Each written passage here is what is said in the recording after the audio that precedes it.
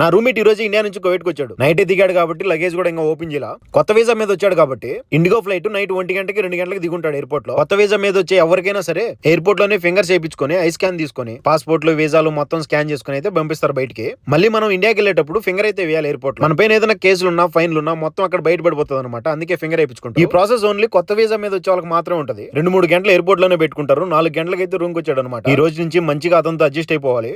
Kuwaiti వాళ్ళు వచ్చి మాట్లాడిపోయారు. అతనికి సంబంధించిన వస్తువులన్నీ పెట్టుకోవడానికి ఇలాంటి ర్యాక్ అయితే తీసిస్తానని చెప్పాడు. మొత్తం ఏం కావాలన్నా అతనికి సంబంధించి తీసిస్తారు. ఫర్దర్ వీడియోస్ లో చూపిస్తా. ఫ్రిడ్జ్, ఓవెన్, ఇంకా ఏదైనా చేసుకొని తినడానికి యూస్ చేసే గ్యాస్ మొత్తం అన్ని ఇద్దరం అడ్జస్ట్ అవుతాం. జమియా నుంచి ఆర్డర్ పెట్టి తెప్పించాడు తాగే నీళ్లు అండ్ కుబూస్లు. టిఫిన్ కోసం చేసుకొని తినడానికి గుడ్లు, పాలపొడి డబ్బా కూడా అతనికి సెపరేట్, నాకు సెపరేట్ ఇచ్చారు. బట్టలు వాష్ చేసుకోవడానికి సరుపుడి, కంఫర్ట్ కూడా ఇచ్చారు. ఒక 2-3 రకాల చాయ్ లిప్టూన్లు అండ్ నూనె కూడా ఇచ్చారు అనమాట వంటకి. నా రూమ్మేట్ ఇండియా తమిళనాడుకి సంబంధించిన అతను. నాకు కొంచెం తమిళ్ తెలియం. అతనికి జీతం ఎంత ఏంటని చెప్పేసి వచ్చే వీడియోలో చూపిస్తా. ఈ వీడియోలో కామెంట్ చేసి ప్లీజ్ లైక్ అండ్ సబ్స్క్రైబ్. ఉంటా బాయ్.